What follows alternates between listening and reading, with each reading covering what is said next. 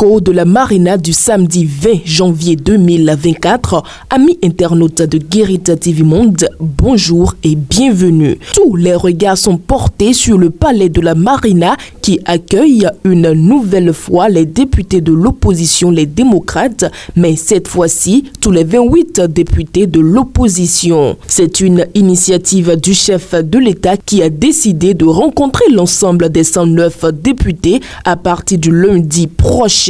Les premiers à être reçus dans le cadre de cette série de rencontres sont les 28 députés du Parti Les Démocrates. Ils seront reçus à 11h au Palais de la Marina. Au menu, la modification de certaines dispositions du Code électoral suite à la récente recommandation de la Cour constitutionnelle qui enjoint au Parlement de réviser certaines dispositions du Code électoral pour rétablir l'égalité dans le pouvoir de parrainer pour tous les maires, tout en alignant les dispositions de l'article 142, alinéa 6 de la loi numéro 2019-43 du 15 novembre 2019 sur le code électoral avec l'article 49 de la Constitution. Cela marque le début d'un dialogue essentiel entre le chef de l'État Patrice Talon et les représentants du peuple. Tous les détails de cette rencontre vous seront donnés le samedi prochain dans votre émission Écho de la Marina. Passons à présent au compte rendu du Conseil des ministres tenu le mercredi 17 janvier 2024 au Palais de la Marina en présence du chef de l'État Patrice Talon. Au titre des mesures normatives, les membres du gouvernement ont décidé de mettre en place la Commission nationale d'avancement de grade. Cet organe, prévu par la loi numéro 2015-18 du 1er septembre 2017 portant statut général de la fonction publique, a pour vocation de se prononcer sur la promotion des fonctionnaires au grade supérieur et d'arrêter le tableau annuel des avancements.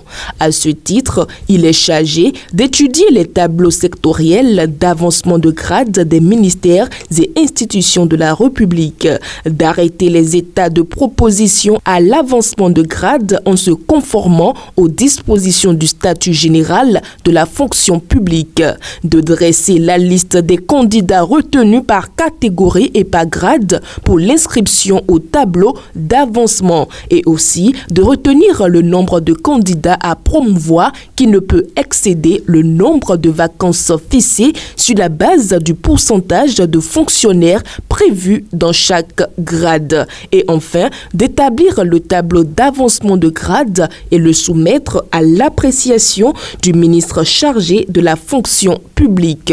En adoptant le décret relatif à sa composition, ses attributions et son fonctionnement, le Conseil a instruit le ministre du Travail et de la fonction publique et le ministre de l'Économie et des Finances d'en assurer l'application judicieuse.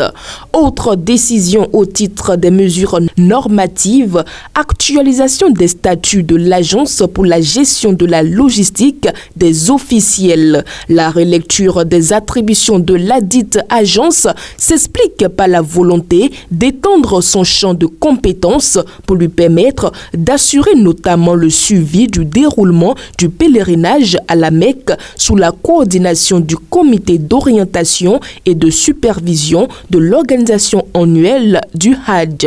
À cet effet, elle est chargée de veiller au bon déroulement du pèlerinage à la Mecque, veiller à ce que les sociétés agréées fournissent aux pèlerins des prestations de qualité, puis rendre compte des activités relatives au pèlerinage à la Mecque audit comité. Au titre des mesures individuelles, une nomination a été prononcée à la Cour suprême sur proposition du président de la Cour suprême et après avis du Conseil supérieur de la magistrature. Et 4 autres nominations ont été prononcées à la Cour des comptes sur proposition de la présidente de la Cour des comptes et après avis du comité de nomination.